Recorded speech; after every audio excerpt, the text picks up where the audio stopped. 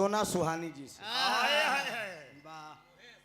छन छन बदले तोहरो मिजाज रजऊ। अरे वाह ओकरे पहले काका आई रहे। उड़नबाज रजऊ, धोखेबाज रजऊ, दगाबाज रजऊ। अच्छा तो का करे, मेहरारू जितना रंग बदलत है कई रूप हो तो मरद तो कम ही बदलत है। अभी हाल ही में कांड हुआ, प्रेमी के चक्कर में अपने मनसेधु को 15 टुकड़ा कर डाले। अब ऐसे बड़ा मिजाज के बदली, जीता जागता उदाहरण बा। तो मनसेधु अगर एक आध मिजाज बदल दे तो कमन कमी कही दे। बड़ा खूबसूरती से प्रसंग सुने, धन दौलत महल अटारी सब कुछ छूट जाए, इस दुनिया में कोई न लेकर आया है न लेकर जाए, खाली मिजाज बदले। कमल कभी हाँ लेके जावे। अच्छा बुराई हाँ तू ले तो है कि हम मालूम बा समय लेते ले जावे। हाँ लेके जाइए भैया। बड़ा बढ़िया प्रसंग का आनंद आप लोगों ने लिया। एक थी धुन बजाए के आवा, उसके बाद बिरहा सुनाई दी भाई लोगों को। ओहो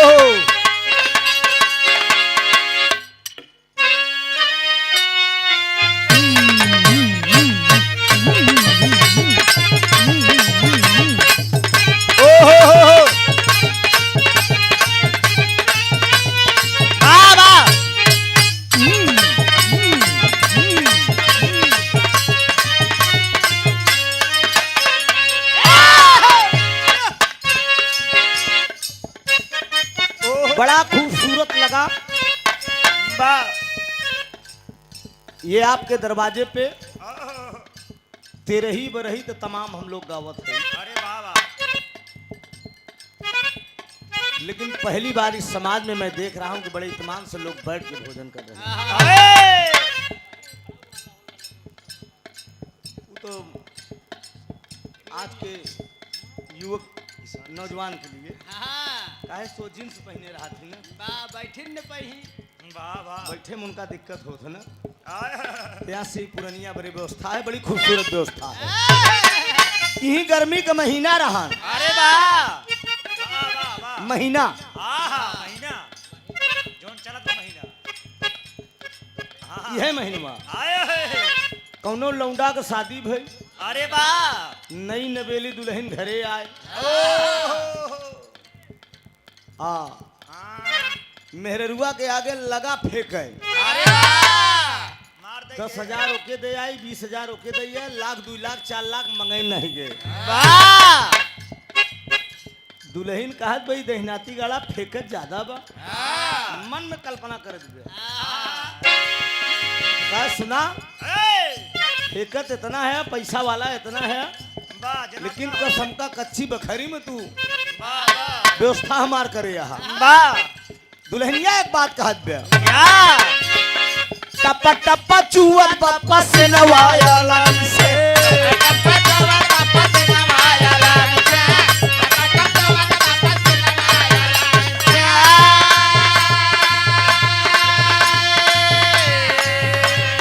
टप्पा टप्पा चुअत पप्पा से नवाया लंग से, मन करे भाग जाए खोद के पलंग से।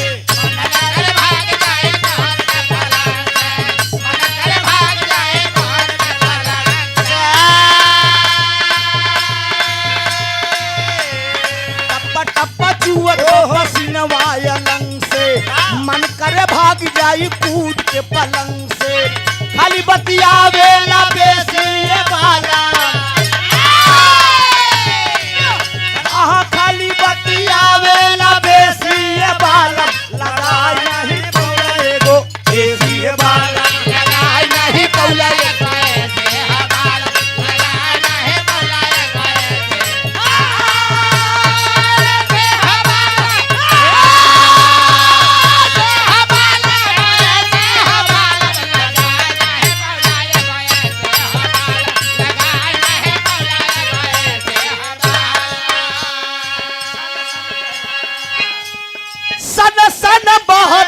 पछुआ के हवा, सन सन बाता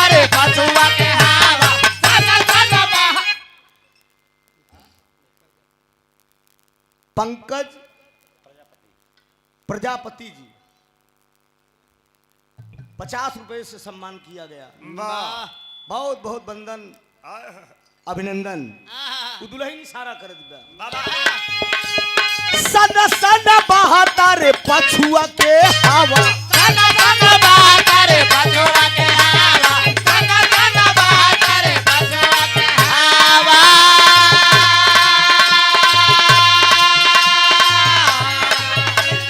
सन सन बहाता रे पछुआ के हवा, चढ़ली जवानिया में बेला धावा, चढ़ले जवानिया में बालल धावा, चढ़ले जवानिया में बालल धावा। सन सन बहाता रे पछुआ के हवा, चढ़ली जवानिया में बेला धावा, भीतर के गर्मी देला एसीए वाला, भीतर ले गर्मी देला एसीए बालम, लगाई नहीं पौला एगो एसीए बालम, लगाई नहीं पौला एगो। आदरणीय ओम प्रकाश प्रजापति जी, वाह स्वर्गीय माता जी के आप सबसे छोटे सुपुत्र हैं। 100 रुपए का पुरस्कार देकर आपने अपने दरवाजे पे सम्मान किया है कलाकारों का। वाह बहुत बहुत वंदन। परिवार आपका अच्छा दिखाई दे रहा है, ठीक ठाक है, शिक्षित दिखाई दे रहे हैं लोग। हम लोग थोड़ा अरमान लगा लेते हैं, कलाकार हैं, समझ लेते हैं सब। भीतर के गर्मी देला एसीए वाला, भीतर के गर्मी देला एसीए वाला, लगाना है पौला एगो एसीए वाला, लगाना है पौला एगो ऐसे हवाला, लगाना है पौला एगो ऐसे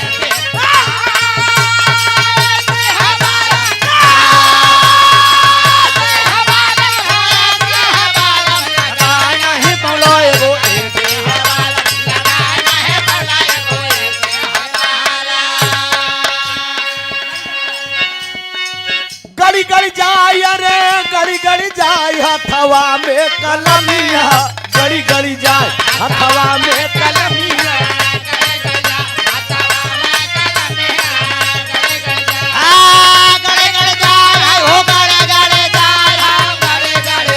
हथवा में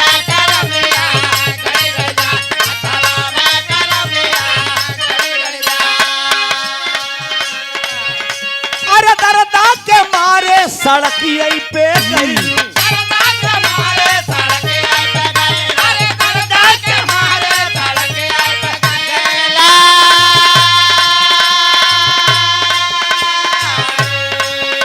सड़किया पे गईलू डगरिया में गई,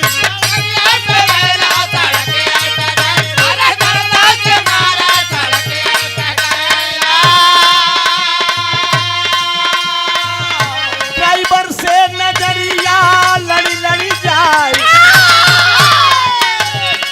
वो ड्राइवर से नजरिया लड़ी लड़ी जाए, हथवा में कलमिया, गड़ी गड़ी जाए हथवा में कलमिया,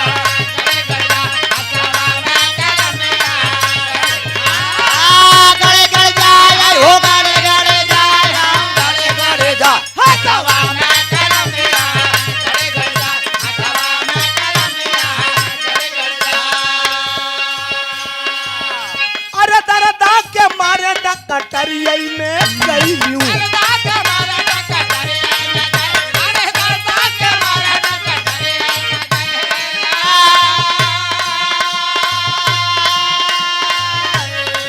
हो डकटरिया में गईलू, डकटरिया में गईलू,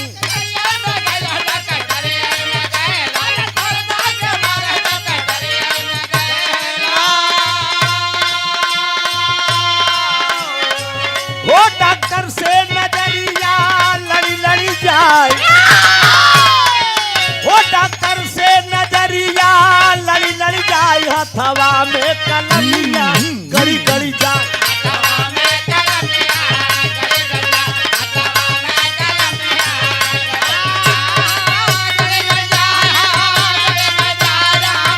गड़ी जाए।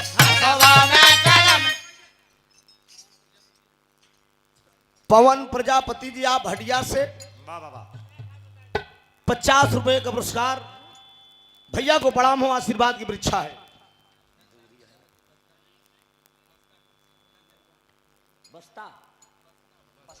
बसना खास से आप नंदलाल प्रजापति जी, अरे वाह, आप माननीय महोदय जी की तरफ से ये 50 रुपए का आशीर्वाद। आए है, बहुत बहुत वंदन, वाह, सब भाई का नमन, आए, आशीर्वाद की परीक्षा है। वाह, आशीर्वाद दे कि हम बच्चे अपनी कला में कामयाब हों। वाह, मित्रों, अच्छा भोजन भाई जेकर इच्छा हो भोजन करा। जो दूर दराज के हों, जिन्हें दूर जाना हो, वाह, तो कैसन मतलब बैठाए के सुना, बैठाए के भोजन करोगे कि खड़े खड़े बैठा के? एक बार और बैठा के लाएंगे। जिसको दूर जाना हो, खैर यहाँ दूर क्यों नहीं बा दिखा, खाली प्रजापति बियादरी को, और बियादरी ना आया। ओम प्रकाश कार्यक्रम के मालिकी साहब प्रजापति जी, वाह, 100 रुपए का पुरस्कार। वाह वाह वाह, बहुत बहुत वंदन अभिनंदन। वाह, प्रजापति बियादरी के लोग जितना हो बैठ ला, अगर और बियादरी के शामिल होना चाहे तो मत शामिल होइएगा, वाह, जैसा कि मालिक के आदेश है और इस आदेश का पालन भी होना चाहिए। वाह, अगर मान लो प्रजात का न्योता दे हो तो यही जरूर, ऐसी क्या बात है। हाँ तो जायदा सबके सम्मानिए हैं। दूर दराज वाले जो हो निकल जाओ, बाकी बैठिए आप लोग शांति बनाकर। वाह, एक बिरहा की प्रस्तुति होगी मित्रों। वाह, बिरहा 20 से 25 मिनट का। आए, आई बिरहा ऐसा सुनाओ तो अपने हैदर गुरु के, वाह वाह, थोड़ा उन्हीं का बिरहा है और झलक भी मिलेगा आप लोगों को। क्या बात है, आशा नहीं पूर्ण विश्वास है। वाह, आई बिरहा के हमारे शिष्य आए हैं अंकित यादव जी, वाह, इनकर विशेष फरमाइश पर कल बिरहा दंगल भी कराया गया था, उसमें ये बालक फर्स्ट आ गया। वाह, चूंकि लिस्ट हम लोगों ने दाब दिया, नहीं घोषित किया, लेकिन कलम से फर्स्ट था, वाह, इसलिए कि विवाद होने के कारण हमने कहा किसी कलाकार के दिल में खटाल न हो, इसलिए घोषणा नहीं किया गया। कहा नहीं कर रहे भैया,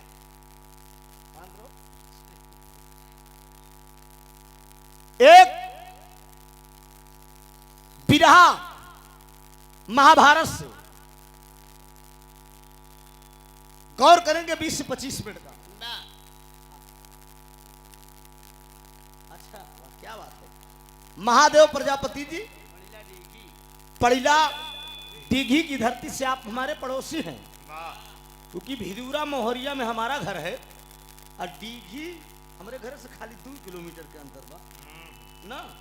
मोहरिया मिला जुला के 2 से 2.5 किलोमीटर के दूर से हैं आप। वाह वाह वाह, 51 रुपए का पुरस्कार। भैया का बहुत बहुत प्रणाम। ई बिरहा आए, महाभारत का है, जरा गौर करेंगे आप, कलयुग तक आकर सिद्ध होगा। अरे वाह वाह वाह, गौर करेंगे, आशा नहीं पूर्ण विश्वास है। कलयुग में भगवान का अवतार कहाँ पे होगा अरे, और भगवान किस रूप में पैदा होंगे, अरे वाह वाह, मेरे इस बिरहे में मिलेगा। आइए डॉक्टर साहब।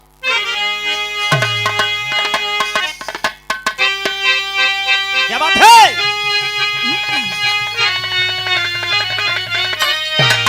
तो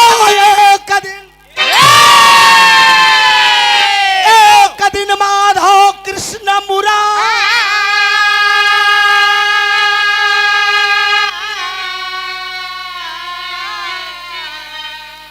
अरे पार्थ से कहन लगे लल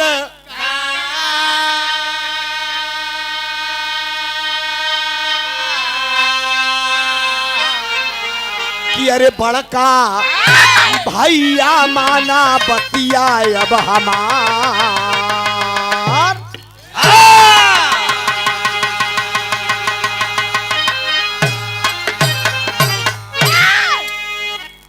आनंद कंद 16 कला पूर्ण भगवान कन्हैया अरे वाह,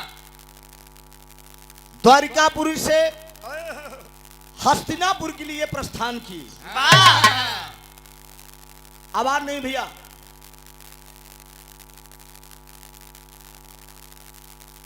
अर्जुन जी के दरवाजे पे पहुंचे। अर्जुन जी अरे वाह संजोग से दरवाजे पे नहीं थे। आए माई कुंती का दर्शन हुआ। अरे वाह माई कुंती के दर्शन कैलन। आए है दर्शन करने के बाद माई कुंती इशारा करत थी कि कन्हैया आए बड़े दिन के बाद बेटा आए हो, बैठो। एक खिल्लाइन लग कव्वाली के डॉक्टर साहब हैदर हुसैन वाली। वाह वाह क्या बात है यह लाइन है आओ कि अरे काबे में, अरे काबे में, अरे तेरा जलवा काशी में नजारा है। काबे में तेरा नजारा है। ओ काबे में तेरा जलवा, ओ काबे में तेरा जलवा,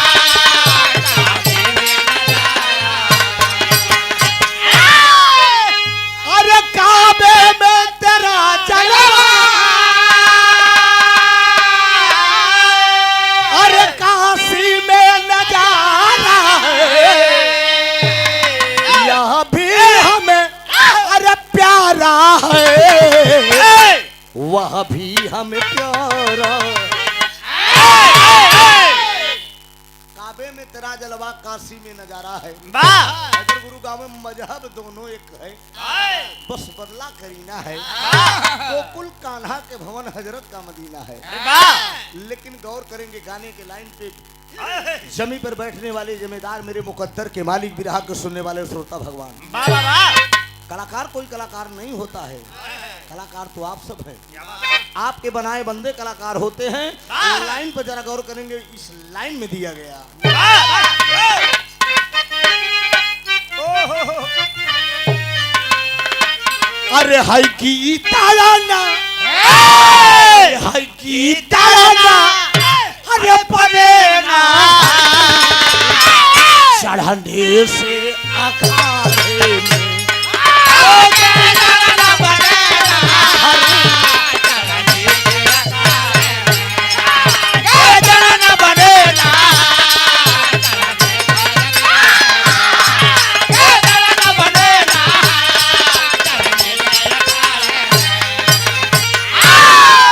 अरे हाय की ताराना बने ना, अरे चढ़ने से अखाड़े में। अरे हाय गदहाना, अरे पगे पंडित चंदन के लगाने। गीदड़, चंचल प्रजापति जी वाह वाह 50 रुपया। भैया का प्रणाम। लगा तो पैसा काफी हो रहा है कि हिसाबे से मिलत बा, यहाँ से समझ में आवत है। वाह वाह बहुत बहुत बंधन इतने मिले, लेकिन मिले वाह बराबर मिलत रही तो थोड़ा मन लागत रही। आए अने छुच पहले की हीरा झन हम समझब की गहरे भर से भेंट होइएगा। वाह वाह वाह भैया को प्रणाम हो, आशीर्वाद की वृक्षा है। क्या बात है जरा गौर करेंगे मित्रों, गदहा ना गीदड़ ना बने नाहर चढ़ने से अखाड़े में। गीदड़ गिदड़े हो तो कहकर ठेल के भेज देवे अखाड़े में। तो बरियार पहलवान का देखी तो मुँह चुक जाए। और गदहा न बने पंडित चंदन के लगाने से। ब्राह्मण वही हो जिसे ब्रह्म ज्ञान हो। अरे वाह मन न रंगाए रंगाए जोगी कपड़ा, इस मन रंगे नहीं है, खाली ऊपर से डींग डांग मारे है। पहले असली असली काया को रंगो, जो अंदर रहे। वाह मन साफ करो तो सब मिल जाएगा, ये निश्चित है मित्रों। क्या बात है तो गदहा न बने पंडित चंदन के लगाने से। अरे वाह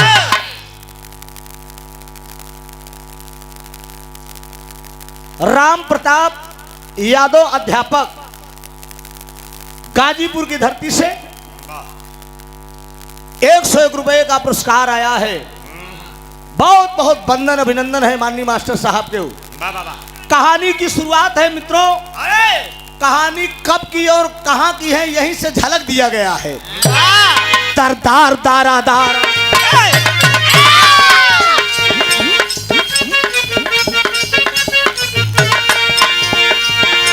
अभिमान ही वीरों का नासवान बनाता, अभिमान ही वीरों का नासवान बनाता, अभिमान से जो मुक्त है बलवान, अभिमान ही वीरों का नासवान बनाता, अभिमान से जो मुक्त है बलवान का। कन्हैया पधारे तुरंत अब कुंती के आगे, कन्हैया पधारे तुरंत अब कुंती के आगे, करके सब प्रणाम चरण चूमने लगा।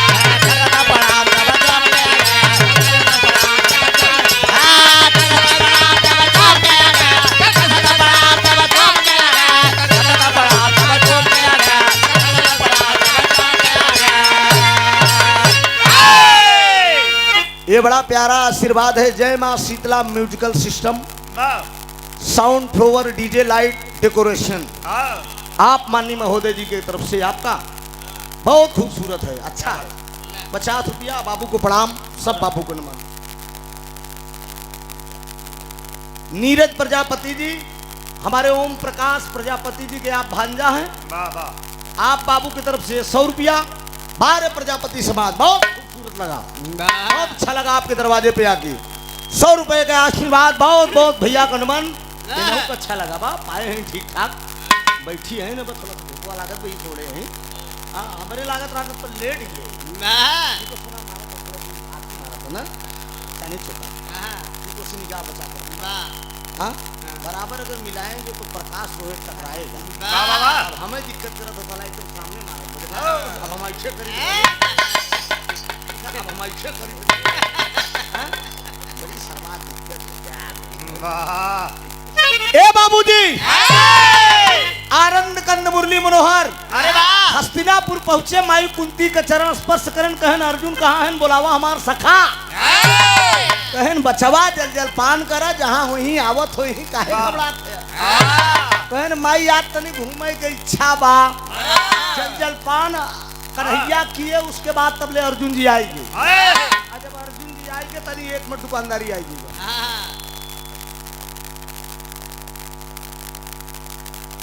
स्वर्गीय सुखराजी देवी के पोती प्रतीक्षा की तरफ से, ये प्रतीक्षा बिटिया की तरफ से 101 रुपया के पुरस्कार, 102 रुपया हमारा शुभ आशीर्वाद बा।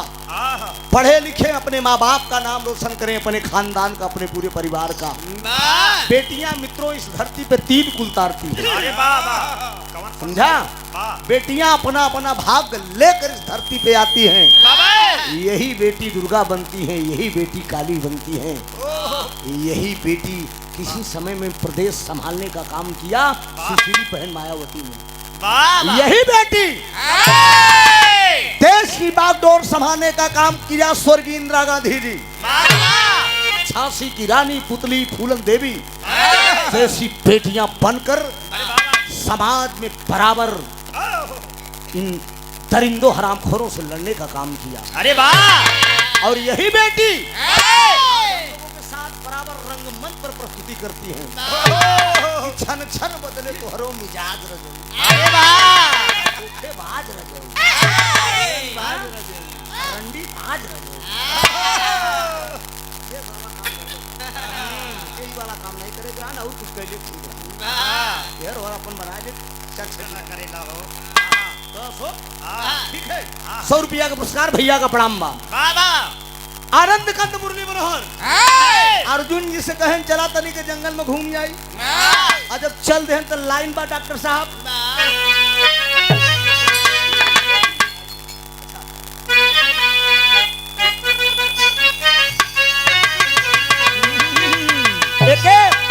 स्वर्गीय बलेश्वर गुरु गावत रहे, रोय रोय रोय रोय रोय रोय रोय रोय, हम हई मजनू कयार, हम हई मजनू कयार, हम हई अरे हम हई मजनू कयार, प्यार सिखलाई बे गोरी। हैदर गुरु एक लाइन गावत रहे, कहा गुड़िया कविता त्योहार, गुड़िया कविता त्योहार, गुड़िया कविता त्योहार, सारा घुड़ी लेके आए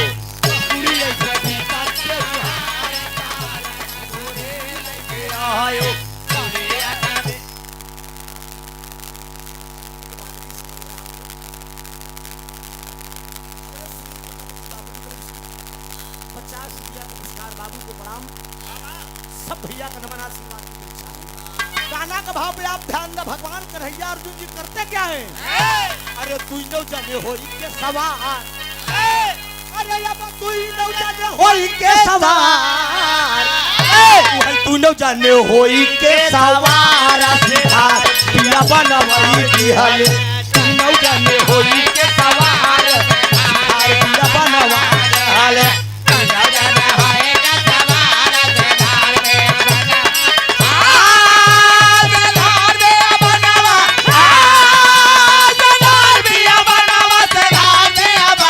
सिधार पिया बनवाई दिहल।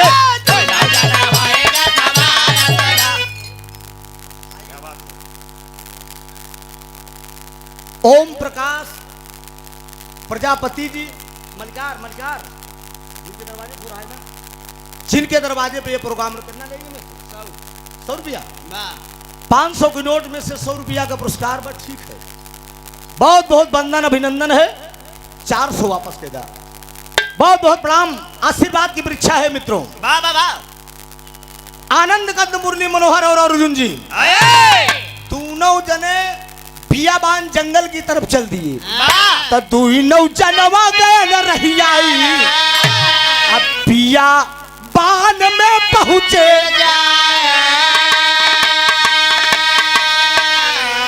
भगवान कन्हैया अर्जुन दोनों जने जंगल में चल रहे हैं शिकार करे बदे। जब शिकार करे बरे जब चलने का प्लान कर दिए तो टेरी का भाव दिया गया मुन्ना लगा।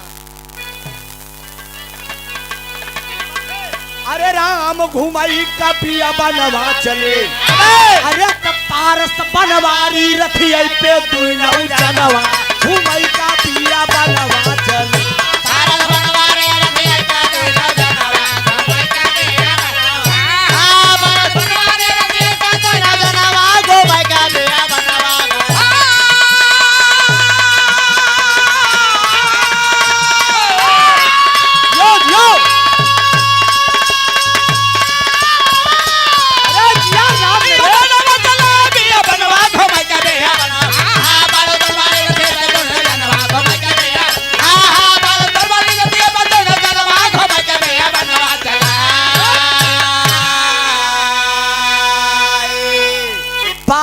बनवारी रथिया पे दुनों जनवा, घूमई का बिया बनवा चले।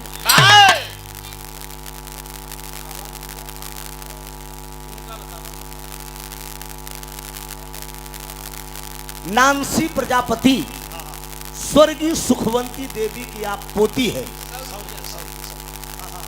अच्छा, 100 रुपया का पुरस्कार ही छोटी सी बिटिया कर दी है। बहुत बहुत प्रणाम। देवी का रूप है ये बेटियां, ये बेटियां हैं पापा की लाडली होती है।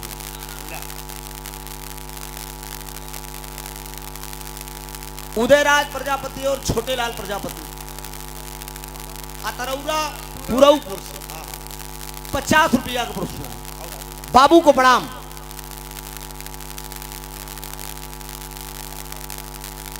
बनगांव तराठी से आप त्रिलोकीनाथ मौर्य जी, वहां के आप ग्राम प्रधान हैं। माननीय प्रधान जी के कर कमलों द्वारा ये 100 रुपए का आशीर्वाद आया है। बहुत बहुत वंदन अभिनंदन है माननीय प्रधान जी को और सकल समाज को। यहाँ पर सम्मानित बैठे महान भाव के त्रिभुवननाथ यादव एंड पार्टी द्वारा बहुत बहुत वंदन है। जरा गौर करेंगे, भगवान कन्हैया और अर्जुन बियाबान जंगल में शिकार करे बदे चले। जब जंगल में पहुंचे तब जेठ का तपत दोपहरिया, पूरी दोपहरिया शिकार खोजते हैं, लेकिन शिकार मिलने वाला नहीं है। शिकार मिल नहीं रहा है। भगवान कन्हैया खोज रहे हैं। अर्जुन जी को प्यास लग गई। अर्जुन जी को प्यास लगी।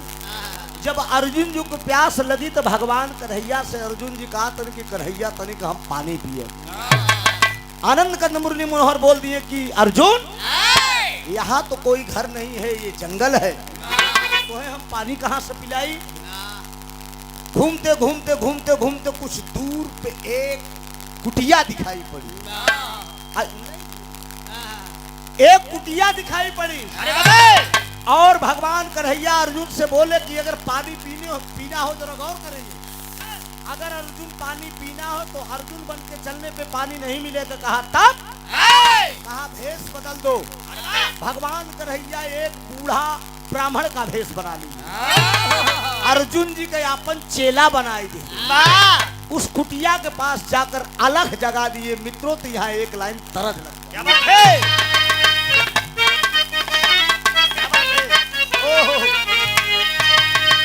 अरे नहीं नहीं नहीं नहीं नहीं कहा नहीं झूलनी के छैया। अरे नहीं झूलनी के छैया बलमा दुपहरिया बिताया हो।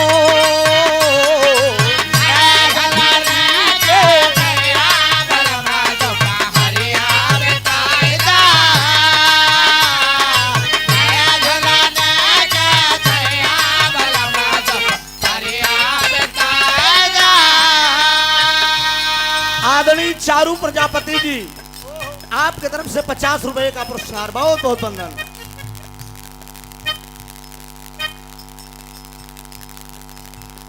अंश प्रजापति जी स्वर्गीय सुखवंती देवी माता जी के आप पोता हैं। 101 रुपए का पुरस्कार। बहुत बहुत प्रणाम। आशीर्वाद की परीक्षा है। भगवान कन्हैया ब्राह्मण भेष में उस कुटिया के पास पहुंचे हैं। अर्जुन जी का अपन चेला बने हैं। कुटिया के पास पहुंच के कहते क्या है? अरे कर जो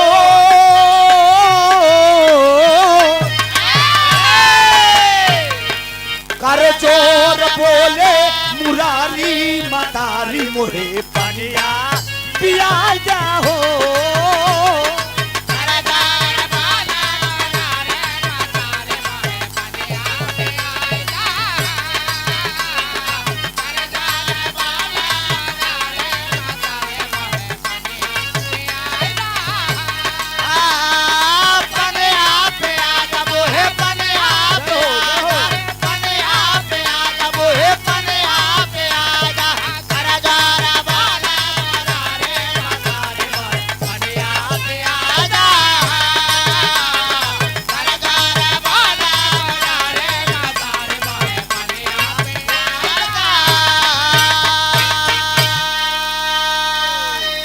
बनवासी का भेष बनाकर भगवान कन्हैया ब्राह्मण का भेष बनाकर उस कुटिया के पास पहुंच गए। आवाज दे दिए अगर कुटिया के अंदर अगर कोई हो तो हम बनवासी हैं, हमको पानी पिला दीजिए। और जब ये आवाज कुटिया के अंदर एक बुढ़ी माँ बैठी है। जरा गौर करेंगे, यही से तो कहानी मोड़ ले रही है। एक बुढ़िया बैठी है, आवाज सुनती है कुटिया के बाहर कोई बनवासी आया है और प्यास से व्याकुल है, पानी पीने के लिए वो कह रहा है। तो विदेशिया का लाइन बम मास्टर साहब।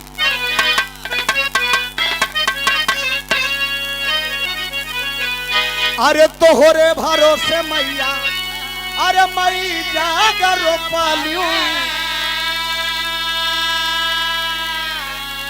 अरे मोरी जगह पुराना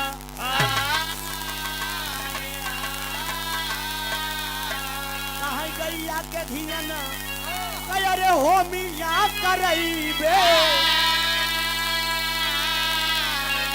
अरे धुआं नायक सावा के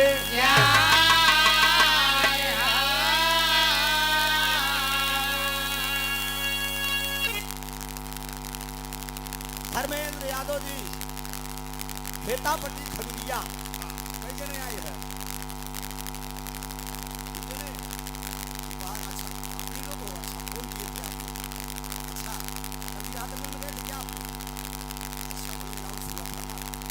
बहुत दो दोपहर में फोन किए भाई लोग, जब हम सो के उठे दूरी आपका ब्याह है, 27 तारीख से बढ़िया मेरा 50 रुपया का पुरस्कार। बहुत बहुत धन्यवाद भैया। धर्मपाल यादव जी आप छोटा का पूरा 50 रुपये का पुरस्कार। भैया को प्रणाम, बहुत बहुत वंदन अभिनंदन है।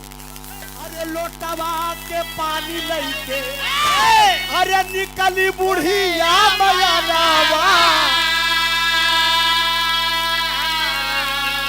अरे कान्हा देखत गईले जाता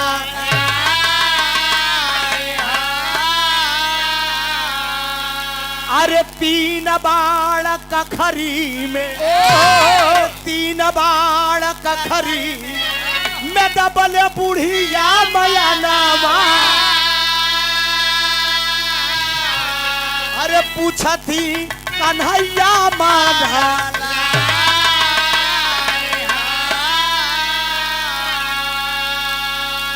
गौर करेंगे मेरे मुकद्दर के मालूम पीपल एक लोटे में पानी लिया है और पानी लेने के बाद वो लेकर बुढ़िया जब कुटिया के बाहर बदमाशी समझ के कन्हैया को पिलाने के लिए आ रही है। अर्जुन जी के प्यास लगी बा, बगल में अर्जुन जी खड़ा है। अचरज की बात यह है कि बुढ़िया के एकदम चमड़ी झूलत बा, मरई के कगार पे आए बा, एक चमड़ा झूलत बा, लेकिन बुढ़िया अपने कमर यहाँ कखरी में 3 बार दाबे। जब 3 बार दाबे बा अर्जुन जी को पानी पिलाने जा रही है। भगवान कन्हैया अर्जुन से बोले कि ए अर्जुन पानी आपको नहीं पीना है। कहा क्यों? कहा इसमें कोई राज है। कहन क्या राज है? कहन ये बुढ़िया मरने के कगार पे आई है, लेकिन ये 3 बार अपने कखरी में दाबेगा। 3 बार कखरी में काहे दबालू मयानावा अरे भेदवा का दे क्यों ना बा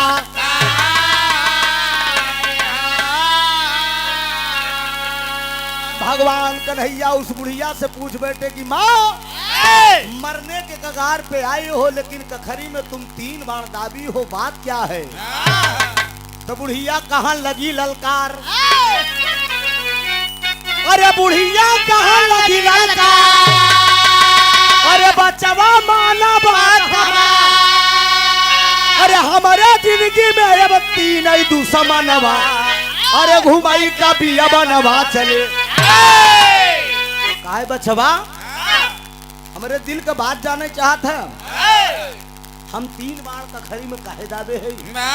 बिछाए दिया बाबूजी, अपने कुटिया में भगवान कन्हैया को लगा देती है स्थान। भगवान कन्हैया बैठ गए, ब्राह्मण का भेष बना के अर्जुन जी चेला बन के बैठा है।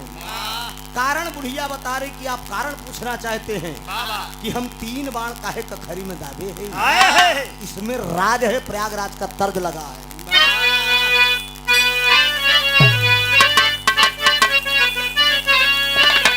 एक पत्ती तरीके का हल्का से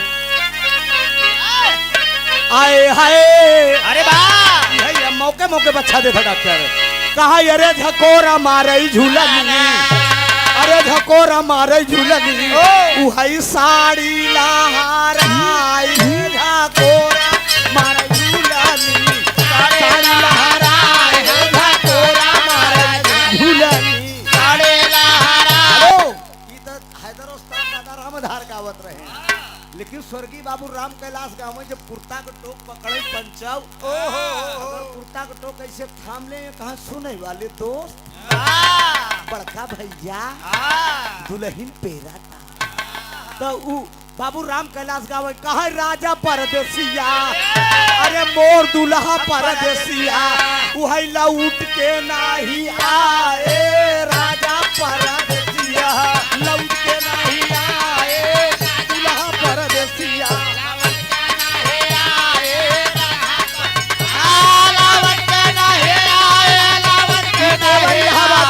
राजा परदेसिया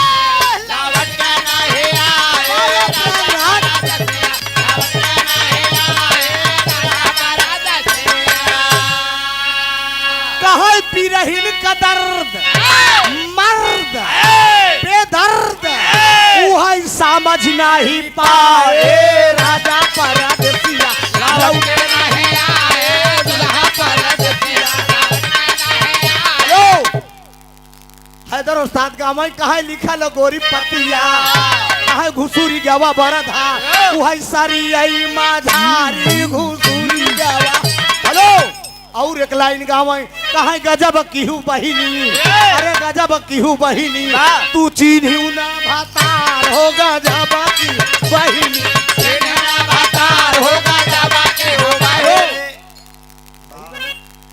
सती अनसुईया में अत्रि मुनि के पत्नी अनसुईया तीनों देविया के एकदम हड़काए हैं कि गजब केहू बहिनी चिन्हू न भाता ए मेहरारू को न अपन मन सेधु न चिन्हिए ए बाबूजी वही मेहरारू असली हो तक कि मन सेधु सब मने की बीच में खड़ा रहा है क्या बात है सोना बड़ी बारीक बात बताऊ हूं अच्छा एक चीज ही बतावा एक बात बहन बताएं कि इनके जौने मरद का पान खाए को लाल हो जाए समझ ले कोकर मेहरारू बहुत मयात था अरे वाह जौने मेहरारू को चढ़ाई तो समझाओ ओकर मरद मयात था बात तो चला ठीक बा हम तो देखो तू कबो ट्राई ले हो दोनों जने कुछ गड़बड़ी तो नहीं बा नहीं मयाई में आम तुमसे कमी न हो ऐसन बाप अगले प्रोग्राम में एक पान तू खाई के और एक पान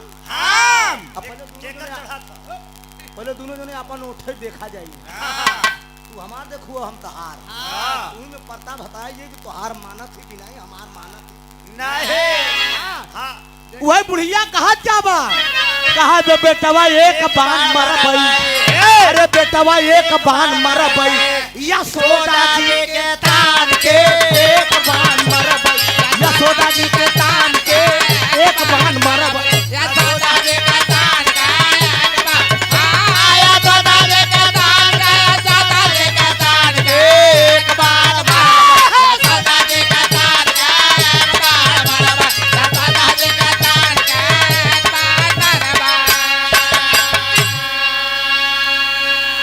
कहीं एक बाण मरबई यशोदा जी के तान के कहीं काहे बरे मरबू माई कहे पांडव धनुधारी बाटन अर्जुन बल करिया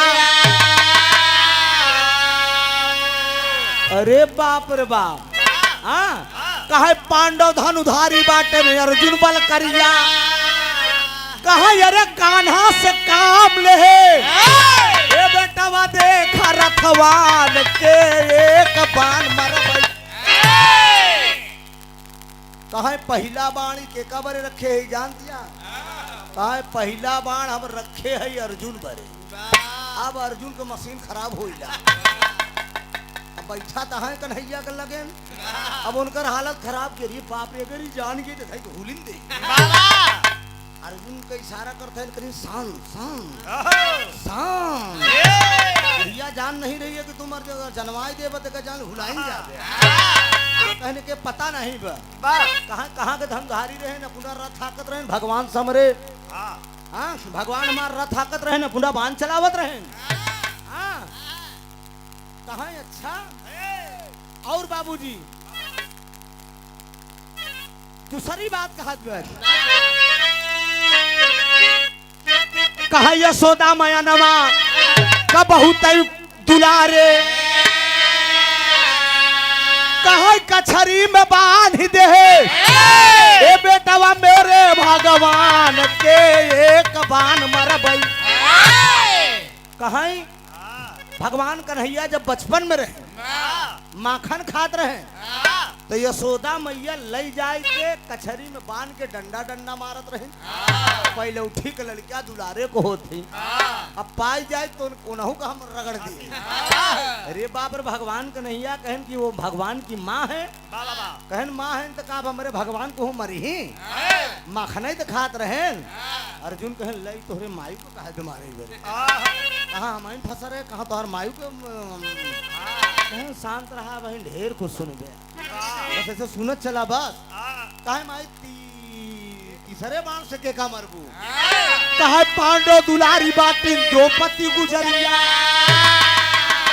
कहे पांडव दुलारी बाटिन द्रौपदी गुजरिया कहे रजस्वला में सुमिरे अरे रजस्वला में सुमिरे उहई मोरे भगवान के एक बाण मरब यशोदा जी के तान का एक बाण मरबई यशोदा जी के तान का एक बाण यशोदा जी के तान का यशोदा जी के तान के एक बाण मरबई यशोदा जी के तान का एक बाण यशोदा जी के तान का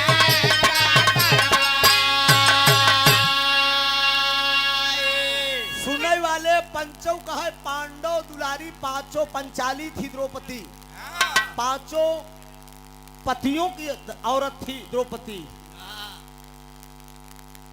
लवकुश प्रजापति जी, अच्छा हमारे स्वर्गीय सुखराजी दादी जी के आप पोता हैं, पोतो मजे कहन, नतियों मजे कहन, बेटवों मजे कहन, 85 यार, अबे तो हमारा अंदाज तो 30 नहीं है। हाँ? नंबर से हाँ ठीक है, धीरे धीरे आप 85 का 85 हो जाए दर्शन यहाँ पे। अभी तो हम समझे कि परिवार इतना बड़ा है कि पोते के नंबर लगा, बस नाती और बेटवा नहीं दिखा। दातार सुखी रखकर सब भैया लोग सुखी रहे। बड़का भैया हाँ ठीक है, आएंगे तब पर भी, नहीं आएंगे तब पर भी।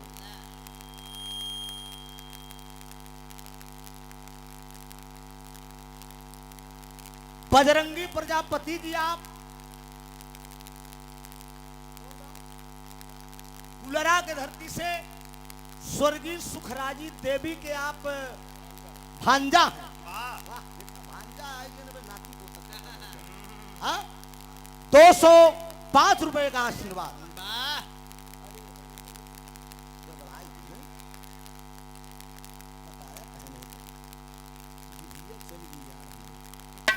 ₹105 का पुरस्कार वापस लेते करो, सरकारी खाता तो रहन नहीं, खाली मुंह नहीं से रहा।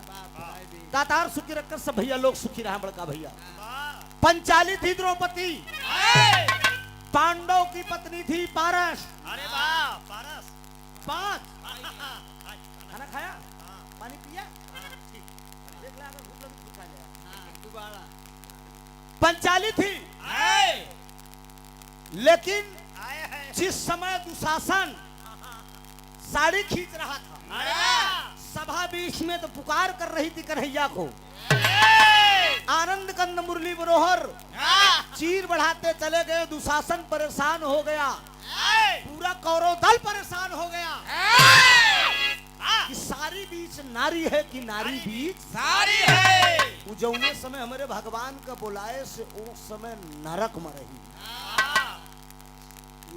नोट करने का पॉइंट है, रजस्वला में थी। क्या बात है? जैसे कहा गया पर्दा अंदर बात है, तो समझ लीजिएगा।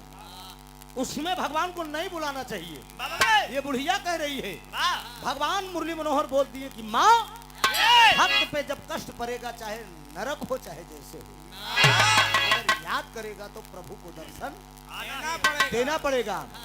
यह बात बुढ़िया बतावत का, लेकिन इतने में भगवान कन्हैया ब्राह्मण भेष में बोल दिए कि माँ क्या चाहती हो तुम, अपनी इच्छा बताओ। कहन हम तीनों रूप का दर्शन करे चाहिए। हेमापुर से आप ओम प्रकाश यादव जी 50 रुपया भैया को प्रणाम हो। बुढ़िया भगवान कन्हैया से बोलती है कि हम तीनों रूप का दर्शन करना चाहती हूँ। अरे भाई भगवान कन्हैया ब्राह्मण भेष में बोल दिए कि दर्शन तो करा दूंगा, लेकिन इसके बदले में मुझे क्या दोगी। कहन बेटवा जो मांगे खो मांग ला। कहन तिरबाचा बना लिया। तिरबाचा बनाने के बाद बुढ़िया से बोल, भगवान कन्हैया बोले कि माँ जरा आंख को मूंद लो तुम। जब बुढ़िया आंख मूंद रही है मित्रों, तो उस समय भगवान कन्हैया बुढ़िया के साथ क्या चमत्कार करते हैं, भाव दिया गया है आल्हा का मुन्ना राजा।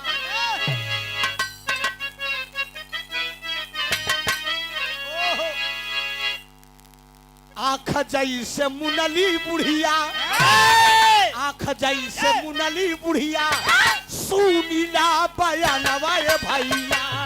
आंख जैसे मुनली बुढ़िया, सुनीला बयानवा भैया।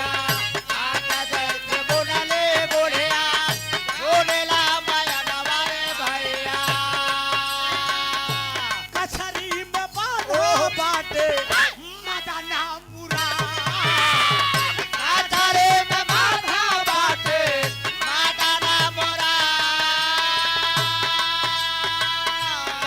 डंडा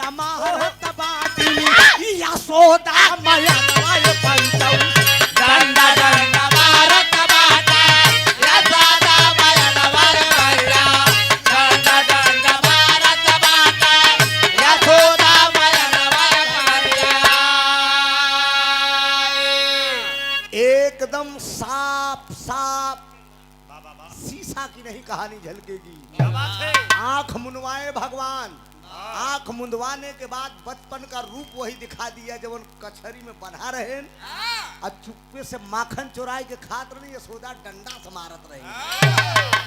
छप्पट के बुढ़िया दौड़ी। दीपचंद प्रजापति जी सिकंदरा के धरती से वाह वाह वाह 51 रुपए का आशीर्वाद। भैया को प्रणाम हो, आशीर्वाद की परीक्षा है, वाह जरा आशीर्वाद देंगे आप सब। हाँ। ए बाबूजी, अरे भाई बुढ़िया आए। यशोदा के पकड़ के बाण मारना चाह रही है। बाहरे आनंद कंद मुरली मनोहर अपनी लीला फैला दिए। क्या बात है कहा बस बस माँ, वाह जितना वचन आपने दिया था आपका काम पूरा हुआ। आए। दर्शन आपने कर लिया ना, हाँ। जरा अब आँख खोल दो। वाह और जब आँख बुढ़िया खोलती है तो धीरे से तिरबाचा बनाए थे, जरा गौर करेंगे। हाँ। तिरबाचा बनाने के चक्कर में उस बुढ़िया से एक बाण धीरे से मांग लिए। बचा कई बाण? दुई बाण बचा। हाँ। कहन अब क्या इच्छा है? क्या बात है तो सनसान रानावा में, सनसान रानावा में चालत बाटै बनवाए भैया।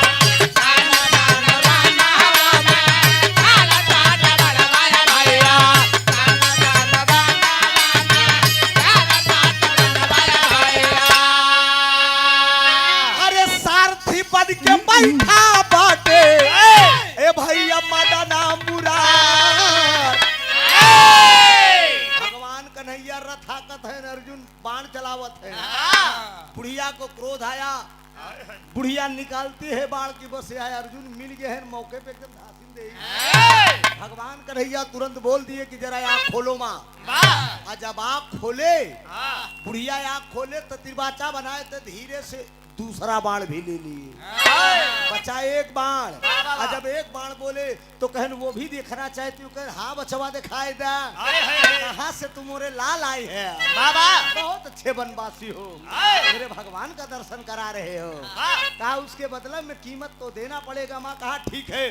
सभा बीच दुशासन, सभा बीच द्रौपदी के खींची जात सरिया भैया।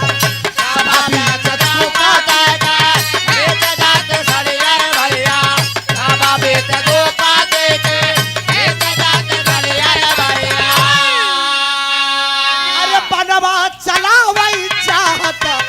बुढ़िया श्रीमान द्रौपदी के चीर खींची जा रही है। नरक में भगवान को याद किया है। इतने में वो बुढ़िया बाण चलाना चाह रही है द्रौपदी पे। भगवान कन्हैया बोल दिए कि जरा आँख को खोल दो माँ। और जब भगवान कन्हैया बोले वो बुढ़िया आँख खोलती है। बाबूजी तीसरा बाण ले लिए। और जब तीसरा बाण, तीनों बाण जब वो भगवान कन्हैया ले लिए तब बुढ़िया को क्रोध आ गया। बुढ़िया को क्रोध आया कि ये वनवासी तू बड़ी चालाकी करके तीनों बाण मुझसे ले लिया। वही बाबूजी। और जब तीनों बाण ले लिया तो कहती है कि ठीक है, जान तो नहीं मारूंगी लेकिन मैं तीनों को श्राप जरूर दे दूंगी। जरा गौर करेंगे, यशोदा को, अर्जुन को, द्रौपदी को, वो बुढ़िया कौन है? तीनों लोगों को श्राप दे रही है, अलग अलग श्राप दे रही है। क्या क्या श्राप दे रही है? पहला सारा पाऊ है, पहला सारा पाऊ है यशोदा का दिहली है भैया। पहला सारा पाऊ यशोदा का दिहली है भैया।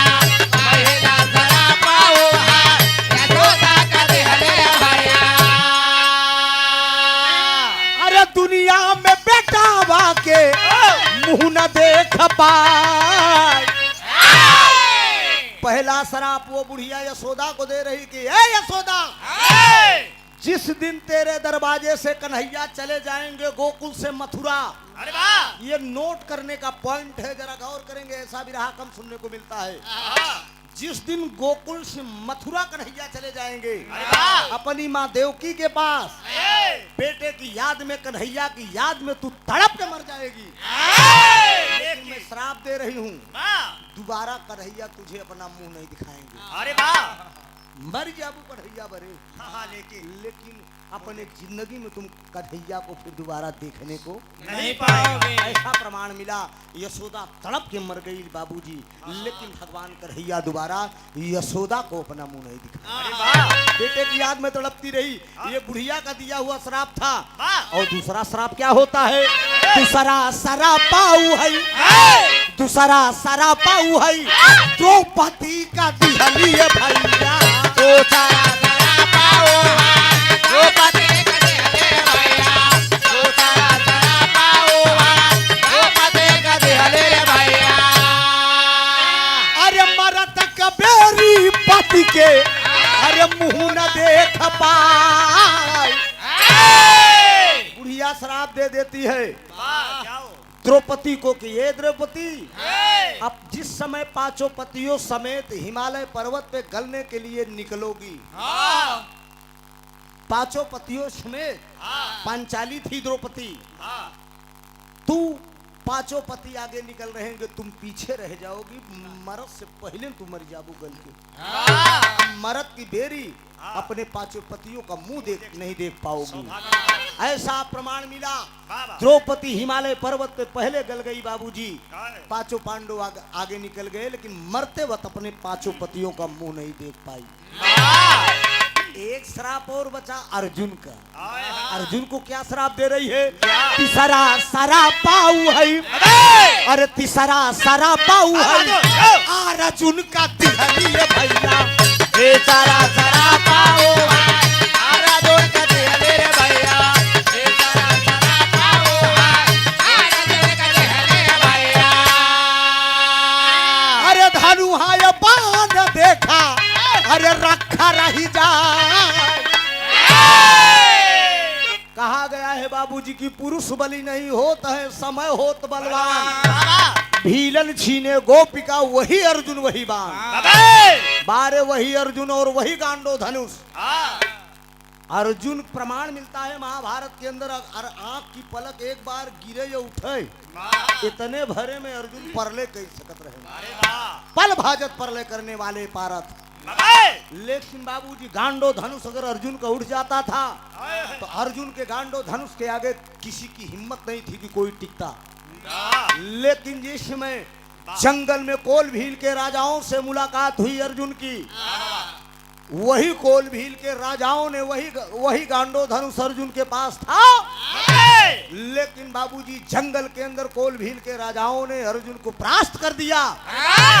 वही गांडो धनुष रखा रहा, लेकिन उनकी वीरताई चली नहीं। ये बुढ़िया ने श्राप दिया। ये तीनों लोगों को बुढ़िया ने श्राप दिया। भगवान कन्हैया ब्राह्मण वेश में तीनों लोगों को श्राप दिलाया है। और बुढ़िया की पूरी बात बड़े ध्यान से सुना। दुश्मन का बात सुना और श्राप भी सुना। इतने में हुआ क्या बाबूजी, आनंद कंद मुरली मनोहर तुरंत अपने असली रूप में आ गए। और जब अपने असली रूप में आ गए बाबूजी, तो वो बुढ़िया देख के हक्का बक्का हो गई। वो सोच रही कि बारे दुनिया के मालिक, आप मेरे दरवाजे पे आ गए। बुढ़िया जब भगवान कन्हैया के रूप में कन्हैया को देखती है, वनवासी का भेद छोड़कर बाबूजी जब असली रूप में आए, बुढ़िया तुरंत वो चरण पे गिर गई है। बाबूजी फपक फपक के रोने लगी। तो बाबूजी आनंद कंद मुरली मनोहर उठाकर बुढ़िया को अपने गले लगा लिया। गले लगाने के बाद बोले कि माँ, तेरे आंखों में आंसू क्यों है? रोना अच्छी बात नहीं है, बोलो क्या चाहती हो, किस बात की कमी है? इतने में भगवान कन्हैया से वो बुढ़िया बोलती है कि हे दुनिया के मालिक, मेरे पास कोई कमी नहीं है। एक गरीब के लिए आप मेरी कुटिया में आई, ये मेरी कुटिया धन हो गई। हमारे कमलेश यादव जी, आप पिलौना के धरती से 101 रुपए का पुरस्कार आया है। बाबू को बहुत बहुत प्रणाम हो, आशीर्वाद की परीक्षा है। गले से लगा लिया। लगाने के बाद भगवान कन्हैया बोलने लगे कि माँ, तेरे आंखों में आंसू है, ये मुझे शोभा नहीं दे रहा है। इतने में बोले भगवान कन्हैया बोल दिए कि मैं दर्शन दे दिया, तुम्हारी आखिरी इच्छा क्या है? जो मांगोगी वो मैं दे के जाऊंगा। इतने में जरा गौर करेंगे मेरे मुकद्दर के मालिक भी रहा को सुनने वाले श्रोता भगवान।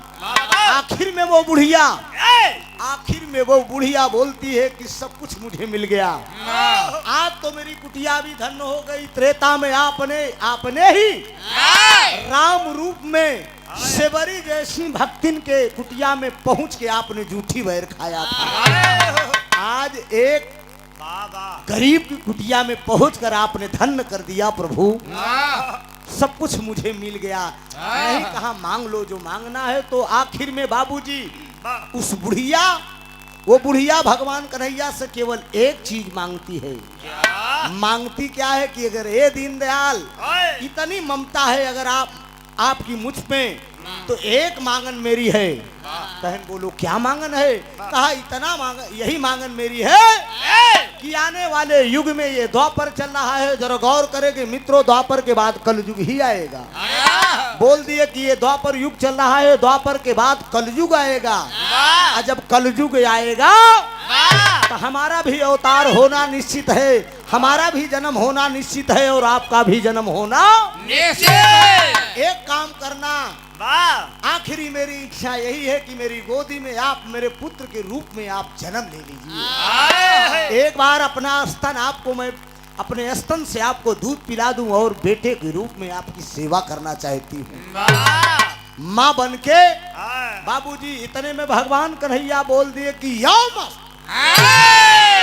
बड़े सरलता भाव से भगवान कन्हैया ने हाथ उठाकर आशीर्वाद दे दिया कि जाओ, कलयुग में मैं तेरे को पेट से जन्म लूंगा, तुम मेरी माँ रहोगी। इतने में बुढ़िया बोल खड़ी होती है। मेन पॉइंट विरहा का क्या निकल रहा है मित्रों? वो बुढ़िया बोलती है कि बड़े आराम से आपने बड़े इशारे से कह दिया कि लेकिन नहीं, आप छलिया हो, हर युग में आपने छलने का काम किया है। तो आखिरी भाव लग गया है, दादा पंधारी की लाइन लगी है।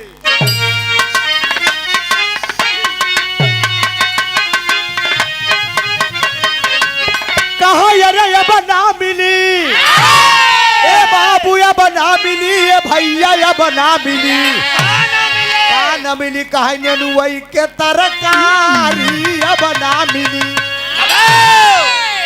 पहले के जमाने के कलाकार अनपढ़ जरूर थे लेकिन बुद्धिजीवी थे। उनकी जब कलम उठती थी तो पढ़े लिखे बच्चों से लिखवाते थे, वो बैठकर बोलते थे कवि जी।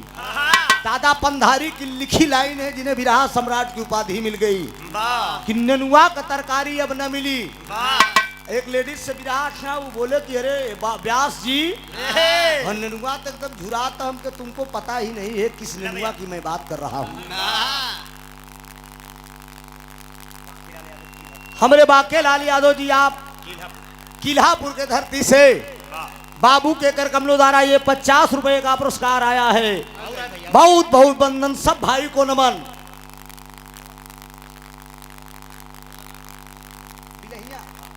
पिलहिया के धरती से हमारे भोलानाथ यादव जी के कर कमलों द्वारा ये 22 रुपए का पुरस्कार आया है। बहुत बहुत प्रणाम, सब बाबू को नमन है। ए बाबूजी बड़े आराम से उस सरलता भाव से बोल दी, ननुआ का तरकारी अब न मिली। कहा ननुआ झुरा त व्यास जी, हे बूची तू कौने ननुआ का बात करत हूँ? तिरछा वाले का वह एकदम सरल ननुआ का बात कर रही हो। जो नहीं रहा था बूची वो जो कांटेदार रहता है,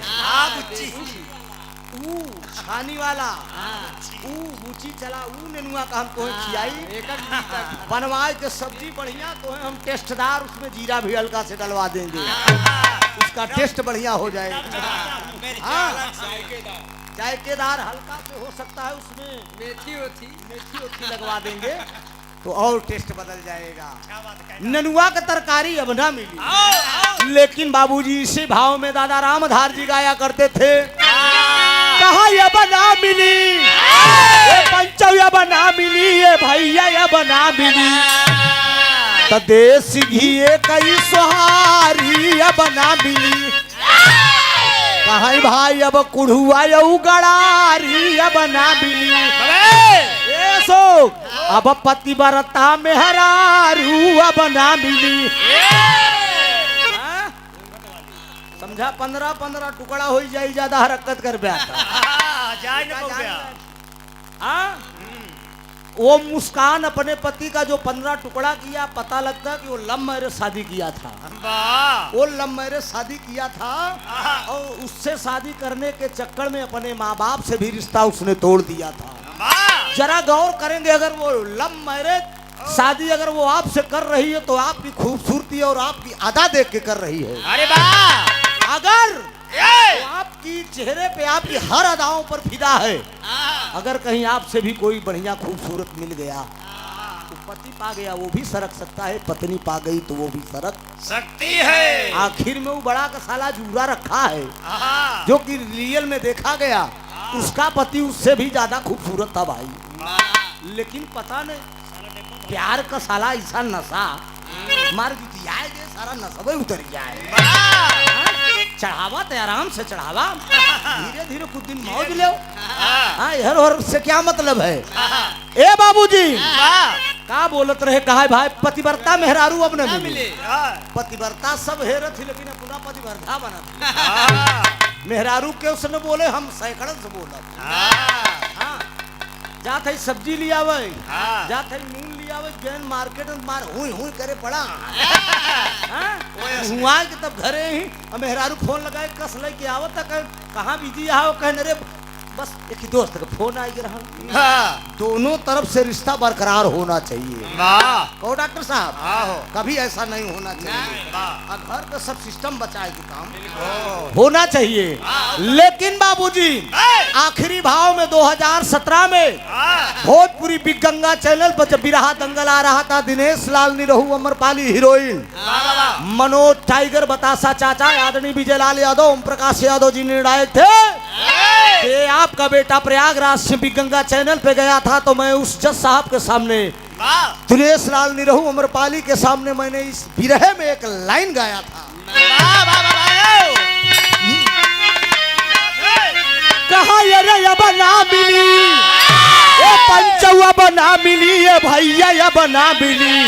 अरे तजे कर मरी गई महातारी आ बना मिली, ये कर मरी गई महातारी आ बना मिली।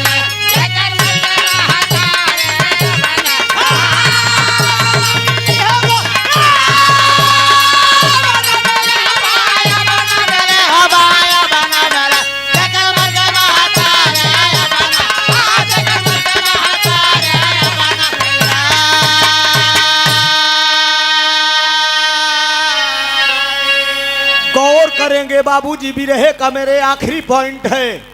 आखिर में वो बुढ़िया भगवान कन्हैया से सवाल कर रही है।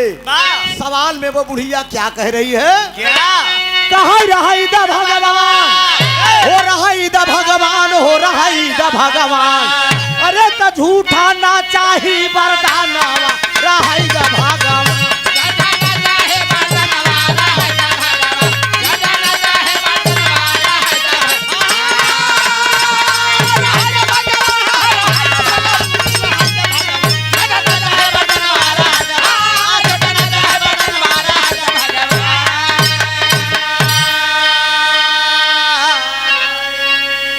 भगवान कन्हैया से कह रही है कि तू झूठा वरदान मुझे नहीं चाहिए। भगवान कन्हैया कह रहे हैं कि किस बात का झूठा वरदान? माँ मेरे ऊपर आप आरोप क्यों लगा रही हो? तो वो बुढ़िया सिद्ध कर रही है कि आप हर युग में धोखा दिया है अपने माँ बाप का। अरे त्रेता में राम रूप में जन्म तू ही लिहला, अब बेटवा सुख पावे के बन के चला गईला।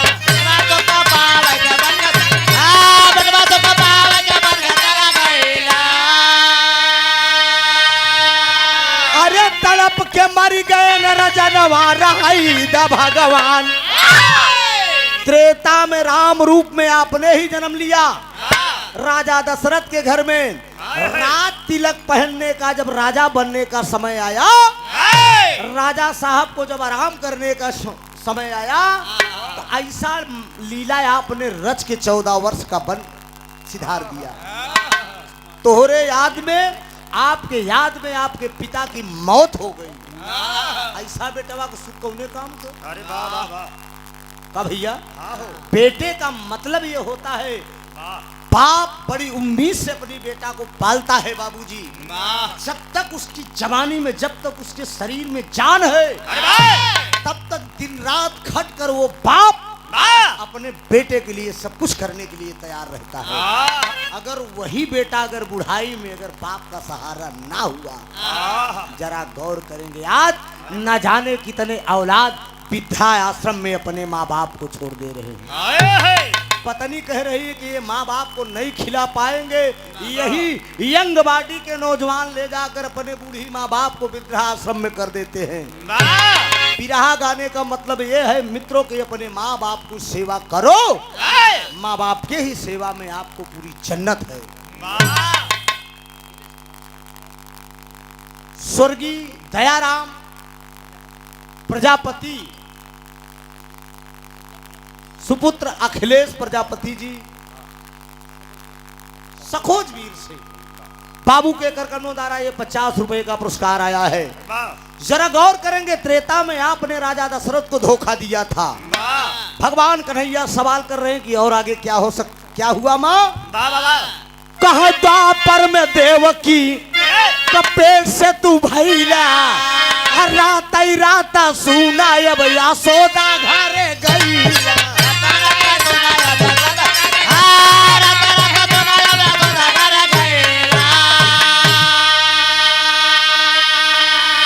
अरे तड़प के मरी गई न मयन मारा भगवान। पैदा भया देवकी के पेट से, वो जेल के अंदर, और जेकरे पेटे से पैदा भया वो बेटवा को सुख ही न जाने, तो स्तन का दूध ही न चीखे, और रात ही रात तू यशोदा घरे चला गया।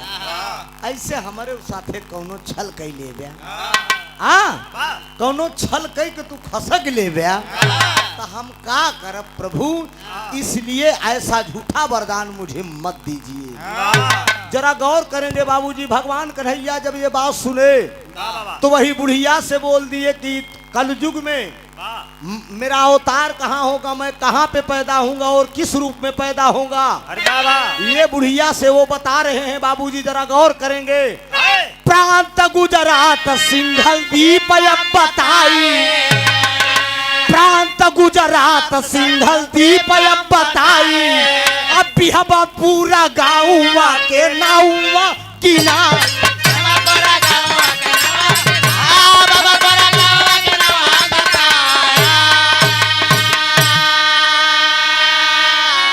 अरे तो हऊ रहबू अब मयन मारा भगवान। भगवान उस बुढ़िया से बता दिए कि कलयुग में प्रांत गुजरात सिंघल दीपपुर बिहबलपुर गांव होगा। बिहबलपुर गांव के अंदर एक तुम ब्राह्मण की कुंवारी कन्या रहोगी। शादी नहीं होगी आपकी, शादी नहीं होगी, ब्राह्मण की तुम कुमारी कन्या रहोगी, और कुमारी कन्या ही रहते कलयुग में तुम्हारा कलंकित अवतार हो जाएगा। किसी अवैध पुरुष से आपका संबंध होगा। अरे वाह अवैध पुरुष से संबंध होने पे कलंकित मेरा अवतार होगा, आपके माथे पे कलंक लागेगा और मेरा जन्म होगा। जब हम पैदा होंगे कलयुग में तो हम रहेंगे कैसे, नीले रंग की घोड़े की मेरी सवारी रहेगी, और मनुष्य इतना बड़ा होंगे जो चकवड़ का पेड़ होता है उसके नीचे छहाएंगे। अरे वाह तब्बो मनई अपने हाथ से 3.5 ही हाथ होंगे मित्रों। खुशबू राज ने एक गीत गाया था कि थोड़े दिन के बाद जमाना इतना आगे बढ़ जाई, लड़का अपन जान बचाई ही लड़की पटक के सरेआम। कलयुग में अभी सुनने में कड़वी लग रहा है चैनल वाले भाई, लेकिन जो बात मैं कह के जा रहा हूँ ये सत्य एक दिन होगा। ये निश्चित है, आज लड़कों का बलात्कार होगा। समय का इंतजार करिए, हो सकता है हम रहे या आप न रहे या कोई न रहे, लेकिन बाबूजी आने वाली पीढ़ियां न जाने कितनी बार इस कलयुग में हमारा आपका जन्म होगा। पता न कीड़ा मकोड़ा के रूप में रहा कि मनुष्य रहा, लेकिन बाबूजी सरेआम लड़कियां बियर पिएंगी और पी भी रही। बड़े बड़े शहरों में पहुंच जाइए, बॉम्बे में देखिए, यहाँ तक पुच्छी पहनती है, पुच्छी यहाँ तक कच्छी पहन के वो जो चेस चेस करती है, क्यों लड़ेगा? सिगरेट लड़ रहा है, हाँ कारनामा धीरे धीरे स्टार्ट है। हाँ जारी है। बड़े बाप की बेटियां हाँ निकलती हैं, पापा शॉपिंग करने जा रही हूँ। हाँ, शॉपिंग करने के बहाने निकलती हैं, बढ़िया बियर बार में जाती हैं, मूड बनाती हैं, इंग्लिश छानती हैं और सिगरेट पीती हैं, मौज मस्ती अपने यार को बुलाकर करती हैं। सोचिए ये कलयुग की देन है, धीरे धीरे चरण शुरू हो गया है। सरेआम मर्दों का बलात्कार होगा। मर्द ऐसे छिपा के जाते रहेंगे, लड़कियां दारू पी के जो ऐसे चटक देते हसीन रहेंगे, नहीं। खींच के अशोक ले जी झाड़ी में एकदम सड़क। कोई देखेगा नहीं, कोई सुनेगा नहीं, बात नहीं सुनी जाएगी, मत भ्रास्त होगा। पंचम भाई प्रजापति 15 रुपया देकर सम्मान कर दिए। बारे प्रजापति समाज 30 रुपया का पुरस्कार बाबू को। एक हम 5 झटका में समझ लें भैया, चला कोई बात नहीं बा। 30 रुपया का पुरस्कार बाबू को प्रणाम हो, आशीर्वाद की परीक्षा है। बाबूजी, उस बुढ़िया से भगवान कन्हैया ने कहा नीले रंग की मेरे घोड़े की सवारी रहेगी, कलंकित मेरा अवतार होगा। इंतजार करना माँ, अभी कलयुग का एक चरण भी नहीं बीता है मित्रों, अंतिम चरण होगा। धरती पाप से भर जाएगी, पापियों का विनाश करने के लिए भगवान का अवतार इस धरती पे होगा। धरती पे सब तहस नहस होगा, फिर से नई सृष्टि का रचना होगा बाबूजी। तब भगवान का अवतार होगा, पापियों का विनाश होगा। यहीं से कहानी मेरी खत्म है।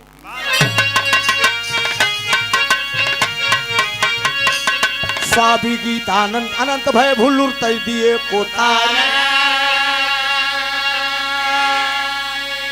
रामधार हैदर अली जुगनू भय स्वर्ग के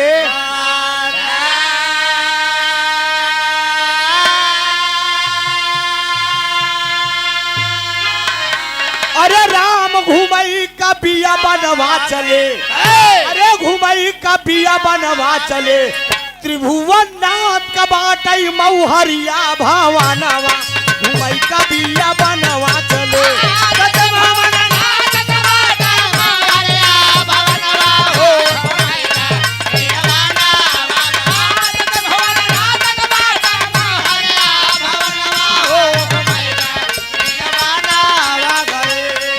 अरे जन्म जन्म का साथ है हमारा तुम्हारा, तुम्हारा हमारा, जन्म जन्म का साथ है हमारा तुम्हारा, तुम्हारा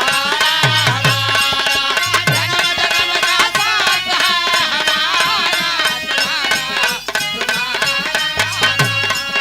अगर न मिलते इस धरती पे,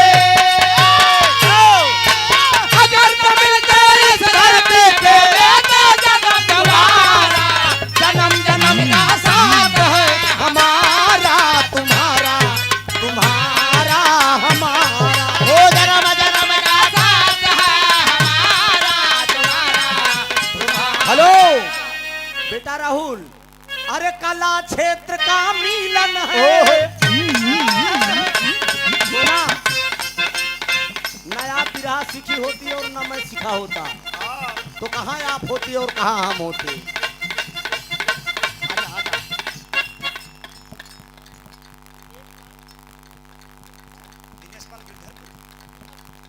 किल्हापुर दिनेश पाल जी की तरफ से 21 रुपया का पुरस्कार बाबू को प्रणाम हो, बहुत बहुत शुभ आशीर्वाद बा।